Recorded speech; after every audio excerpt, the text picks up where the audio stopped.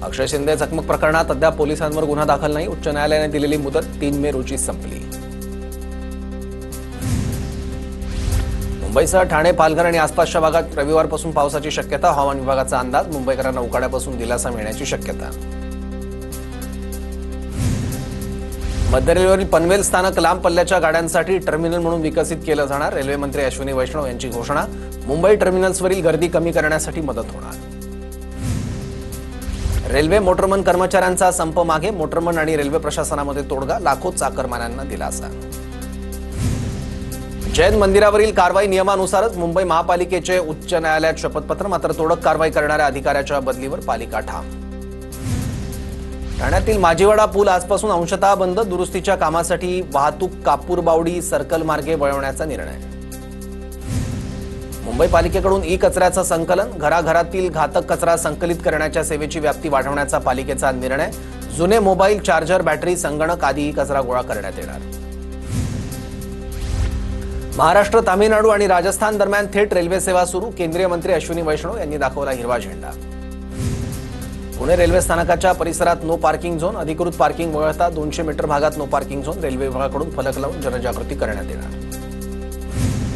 पुणे महापालिकेला सुरक्षा रक्षक पुरवणाऱ्या कंपनीने कर्मचाऱ्यांचे पगार थकवले, पालिकेची कंपनीला नोटीस। ईगल सिक्युरिटी सर्व्हिसेस कंपनीने पगार थकवला। पुण्यातील वकिलांचं सुप्रीम कोर्टाच्या ऑनलाईन कमिटीला पत्र, राज्यातील सगळ्या न्यायालयात न्यायालयीन प्रमाणित कागदपत्र ऑनलाईन पद्धतीने उपलब्ध करण्याची मागणी। पुणे जिल्ह्यात एक गाव एक पोलीस योजना सुरू, 1 मे पासून प्रत्येक गावात एक पोलीस असणार। जिल्ह्यात 1574 गावांमध्ये प्रभावी पोलिसिंग राबवणार। पिंपरी चिंचवड महानगरपालिकेत प्रणालीमुळे पालिकेच्या नवीन प्रस्तावाचं कामकाज ठप्प, घाईघाईत प्रणाली लागू केल्यानं अधिकारी कर्मचाऱ्यांना समस्या।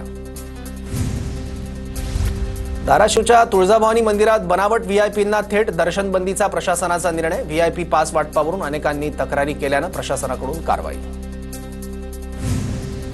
बीड बस स्थानकात चोऱ्यांचं प्रमाण वाढलं, बसमध्ये बसताना एका महिलेचे दागिने चोरीला, अज्ञात आरोपी विरोधात गुन्हा दाखल। उधार दिलेले पैसे परत मागितल्यानं दाम्पत्याला बेदम मारहाण, बीड जिल्ह्यातल्या केज तालुक्यातील पिंपळगाव मधली घटना, केज पोलीस ठाण्यात तिघांविरुद्ध गुन्हा दाखल।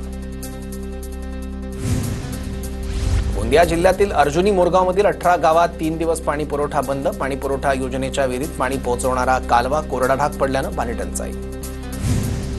अकोला शहरात दुहेरी हत्याकांड, पतीकडून पत्नीसह सावत्र मुलीची गळा दाबून हत्या, रामदासपेठ पोलिसांकडून आरोपीला अटक। नाशिक जिल्ह्यातील घाट क्षेत्रात 3 ते 7 मे दरम्यान हलक्या पावसाची शक्यता, 3 ते 5 मे दरम्यान जिल्ह्याला पावसाचा येलो अलर्ट।